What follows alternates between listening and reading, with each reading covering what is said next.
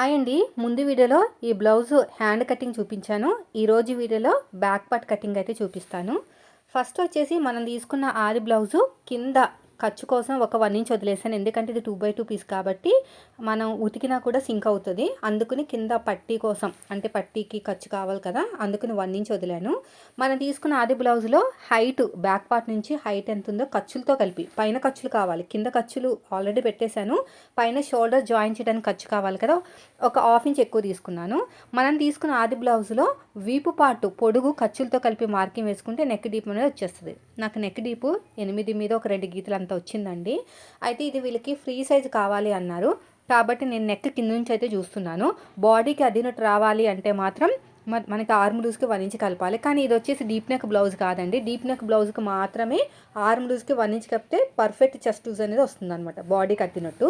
So ఇది deep neck కాదు కాబట్టి 9 ఇంచుల నుంచి స్టార్ట్ అయితే డీప్ నెక్ అంటారు. ఇప్పుడు మనకి చెస్ట్ లూజ్ వచ్చేసి 38 ఇంచులు వచ్చింది. 38లో 4వ భాగం 9:30కి మార్కింగ్ వేసాను. ఎగస్ట్రా ఖర్చు కోసం 2 ఇంచులు కింద మీద కూడా అలాగే మార్కింగ్ వేసుకుని ఒక బాక్స్ లాగా అయితే రెడీ చేసుకోండి. ఇలాగా ఎగస్ట్రా ఖర్చు కోసం ఒక 2 ఇంచులైనా పర్లేదు, లేదంటే మన దగ్గర క్లాత్ లేకపోతే మనకి ఒక 1.5 ఇంచ్ అలా అన్నమాట.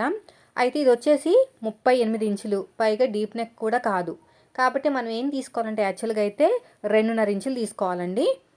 2.5 ఇంచులకి మార్కింగ్ వేయండి. కానీ 2.5 కన్నా ఒక 2 గీతలు తక్కువే తీసుకుంటున్నాను, ఎందుకంటే వీళ్ళకి నెక్ అనేది బాగా దగ్గరగా కావాలి. 2.5 కన్నా ఒక 2 గీతలు, అంటే 2.5 కన్నా కొంచెం ఎక్కువ తీసుకుని కింద నేను ఒక 3 ఇంచులు తీసుకున్నాను అనమాట. ఎందుకంటే ఓవర్ డీప్ కాదు కాబట్టి 3 ఇంచులు తీసుకుంటే కొంచెం నెక్ రౌండ్ అనేది బాగుంటుంది. ఇలా కర్వ్ స్కేల్ తోటి నీట్గా కర్వ్ అనేది తిప్పేసుకోండి. మనం తీసుకున్న ఆది బ్లౌజ్లో చిన్న సైజు షోల్డరు ఖర్చులతో కలిపి మార్కింగ్ వేయండి. నెక్ పక్కన ఒక లైన్ వేసాను చూసారు, అక్కడి నుంచి కొలుచుకోవాలి. సో నాకు ఫుల్ షోల్డర్ 6 ఇంచులు అయితే వచ్చింది. స్ట్రేట్గా లైన్ రావడానికి కింద కూడా 6 ఇంచులకి మార్కింగ్ వేసుకుని డౌన్ వచ్చేసి 6 మీద ఒక 2 గీతలు తీసుకున్నాను. చూద్దాం, మ్యాచ్ కాకపోతే 6 ఇంచులకి మార్కింగ్ వేసుకోవచ్చు. ఎందుకంటే ఆర్మ్ లూజ్ వచ్చేసి 8 మీద 9 గీతలు ఉందన్నమాట. సో మ్యాచ్ అవ్వచ్చు, కాకపోవచ్చు, గ్యారంటీ లేదు. ఇలా నీట్గా స్కేల్ తోటి మార్కింగ్ వేసుకోండి. ఇక్కడ కార్నర్ దగ్గర 1.5 ఇంచులకి మార్కింగ్ వేయండి. ఇప్పుడు కర్వ్ స్కేల్ తీసుకుని నీట్గా కర్వ్ అనేది తిప్పేసుకోండి. షోల్డర్ దగ్గర కావాల్సినంత ఖర్చు వదిలేయండి. ఇలాగా కర్వ్ స్కేల్ తోటి నీట్గా కర్వ్ అనేది ఇలా తిప్పేసుకోండి, సరిపోతుంది. గీత కింద నుంచి చూసుకోండి, ఎంత వచ్చినా పర్లేదు, మనం చెక్ చేసుకోవాలన్నమాట 8 మీద 9 గీతలు వచ్చిందా లేదా అనేది. సో నాకైతే రాలేదండి, నాకు 8 మీద 9 గీతలు అయితే రావాలి, నాకు రాలేదన్నమాట. సో నేను ఇప్పుడు ఏం చేయాలంటే కొంచెం పైకి పెట్టాలి, అంటే కిందకి అయిపోయింది, లూజ్ అయిపోయింది ఆర్మ్ లూజ్ అనేది. నేను మళ్ళీ ఒకసారి క్రాస్ చెక్ చేసుకుంటున్నాను కరెక్ట్గా వచ్చిందో లేదా అని. నేను కొంచెం కిందకు పెడుతున్నాను, టైట్ అయింది, కిందకు పెడుతున్నా. లూజ్ అయితే పైకి పెట్టాలి. అయితే 6 మీద ముందు 6 ఇంచులకి మార్కింగ్ వేసానండి, ఆ సెట్ కాలేదు కాబట్టి 6 మీద 2 గీతలకి మళ్ళీ మార్కింగ్ వేసాను అనమాట.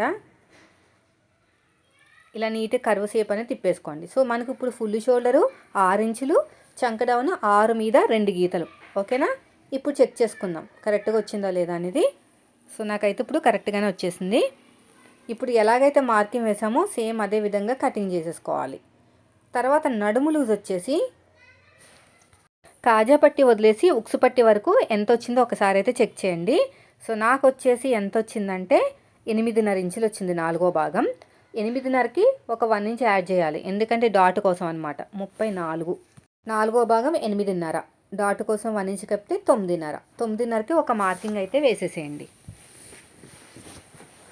9.5కి ఒక మార్కింగ్ వేసుకోవాలి ఇలాగా. అంటే వీళ్ళకి చెస్ట్ నడుము లూజు డాట్తో కలిపితే ఎంత వచ్చింది, సమానంగా వచ్చింది. సగానికి ఫోల్డ్ చేసుకుని ఇక్కడ ఒక మార్కింగ్ వేయండి. అటు ఒక 1/2 ఇంచు, ఇటు ఒక 1/2 ఇంచు. హైట్ వచ్చేసి ఒక 4 ఇంచులకి తీసుకోండి, ఎందుకంటే హైట్ ఎక్కువే ఉంది, 15 ఇంచులు వచ్చేసింది ఖర్చులతో కలిపి.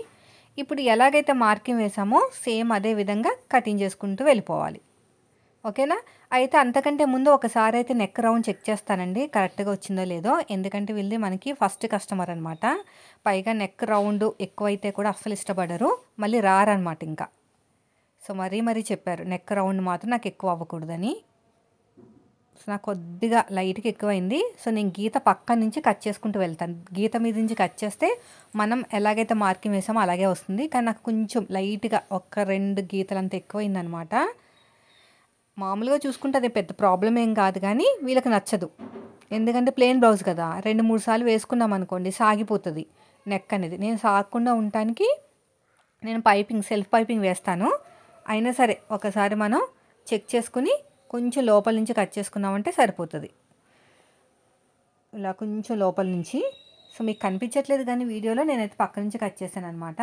ఇప్పుడు ఎలాగైతే మార్కింగ్ వేసామో అదేవిధంగా కటింగ్ చేసుకుంటూ వెళ్ళిపోండి. అన్నిటికీ చంకడౌన్ 6 ఇంచులే పెట్టాలి అని పెట్టకూడదండి. అది చెస్ట్ సైజుని బట్టి మారుతూ ఉంటుందన్నమాట. బాడీ సైజు అందరికి ఒకలా ఉండదు, ఫ్రంట్ పార్ట్ అందరికి ఒకలా ఉండదు. సో కస్టమర్ని బట్టి వాళ్ళ బాడీ ఫిట్టింగ్ని బట్టి మనం కటింగ్ మారుస్తూ ఉండాలి. అందరికి 6 ఇంచులు సెట్ అవ్వదు అస్సలు. ఓకేనా? ఇదండి ఈరోజు వీడియో. నచ్చితే మాత్రం లైక్ చేయండి. Thank you for watching.